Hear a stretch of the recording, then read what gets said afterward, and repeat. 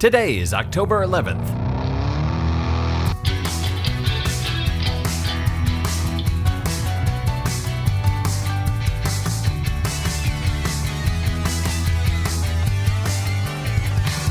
It's the 285th day of the year, and this is the On This Day podcast.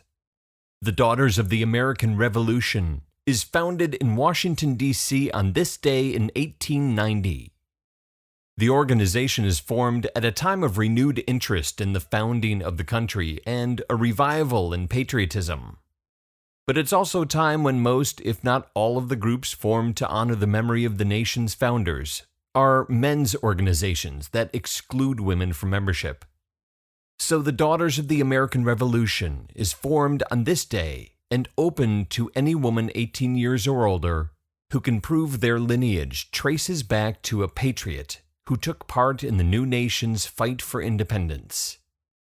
The objectives of the DAR are to perpetuate the memory of the men and women who fought for American independence, to promote education and the development of enlightened public opinion pursuant to George Washington's farewell address to the American people, and to foster true patriotism and love of country in order to extend freedom and liberty to all. There are currently about 180,000 DAR members participating in chapters located in every state of the Union. Since its founding on this day in 1890, the Daughters of the American Revolution have admitted more than 950,000 members. At 11:30 p.m. on this day in 1975, a new sketch comedy show premieres on NBC called NBC's Saturday Night. NBC has been running Johnny Carson reruns on Saturdays and Sundays for the past 10 years. But when Johnny wants to hold on to those reruns to use during the week so he can take more time off, NBC ends up with a hole in their schedule to fill. It's not the most valuable time slot, but it's a time slot nonetheless, and the network's late-night programming dude Dick Ebersol taps Lorne Michaels to come up with something to air after the local news. Michaels' idea is a variety show featuring comedy sketches, political satire, and musical guests, performed live in front of a studio audience. Okay, that's an incredible oversimplification of how it all came about. It's more like a year-long development process, with the idea slowly evolving out of a multi-pronged collaboration between a dozen or more people. Ebersol and Michaels for sure. Michaels, writer and wife Rosie Schuster, and Saturday Night Live bandleader and future film composer Howard Shore, who all three grew up together in Ontario and put on improv variety shows at summer camp. Bernie Brillstein, NBC presidents Herb Schlosser and Fred Silverman, all who helped shape the show. Lily Tomlin, Albert Brooks, writers Marilyn Miller, Ann Bates, and Michael O'Donoghue.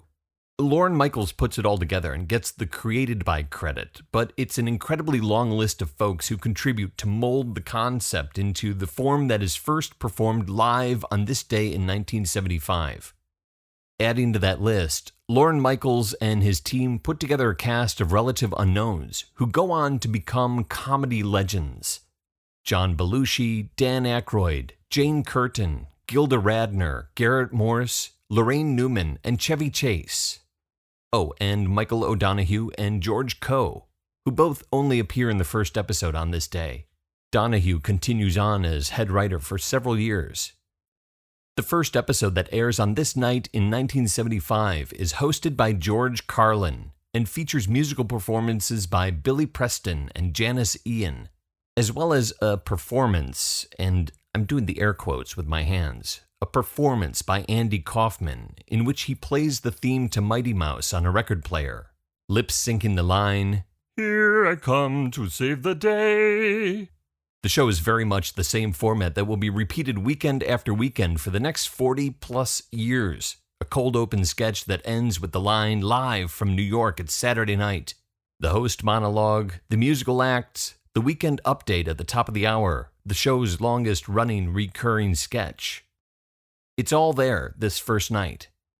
In 1977, the show is renamed Saturday Night Live. And over the next few decades, the careers of comedy's biggest names are launched out of Studio 8H at 30 Rockefeller Plaza in New York.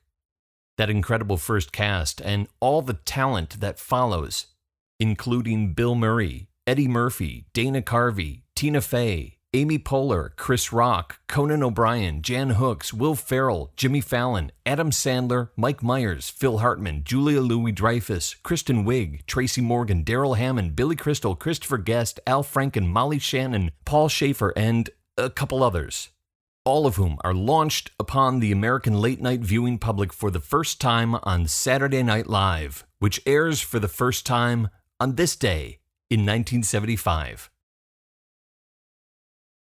There are 81 days left in the year. On This Day is produced by me, Dave Schultz. Thank you very much for listening.